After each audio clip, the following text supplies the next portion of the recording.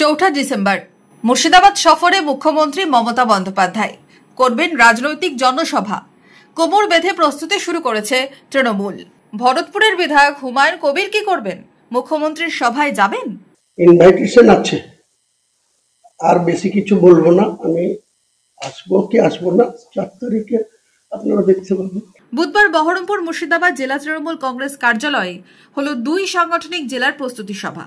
2 সাংগঠনিক জেলার সভাপতি থেকে চেয়ারম্যান, বিধায়ক, বুথ থেকে জেলা স্তর, শাখা সংগঠনের নেতা কর্মীরা হাজির বহরমপুরে। দল বেঁধে কাজের বার্তা জেলা সভাপতির।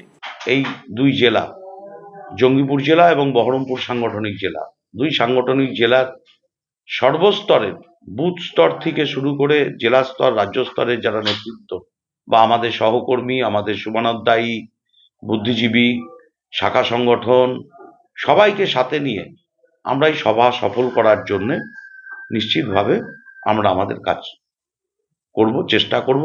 যদিও গড় হাজির ভরতপুরের বিধায়ক, কেন নেই হুমায়ুন? আমার যাওয়ার ইচ্ছা ছিল, হয়তো সময় করে উঠতে পারিনি। কনস্টিটিউয়েন্সিতে ছিলাম না, 7 দিন কলকাতায় ছিলাম কোনো কিছু কাজে। কালকে ফিরেছি। কখনো তার চূড়ান্ত সাসপেন্স, কখনো উগরে দিচ্ছেন ক্ষোভ। বাবরি মসজিদের শিলান্যাস করবেন, নতুন দল গড়ারও ডাক দিয়েছেন। ডিসেম্বরের শুরু থেকে শেষ হুমায়ুনের অবস্থান নিয়ে রাজনৈতিক মহলেও প্রবল চর্চা। Bureau report, Madhyabanga news. Murshidabad khadi মেলা 2025 শুভ উদ্বোধন 26শে নভেম্বর। স্থান বহরমপুর ব্যারেক স্কয়ার ময়দান। প্রতিদিন দুপুর 12টা থেকে রাত্রি 9টা। মেলা চলবে 10 ডিসেম্বর অবধি। প্রবেশ অবাধ।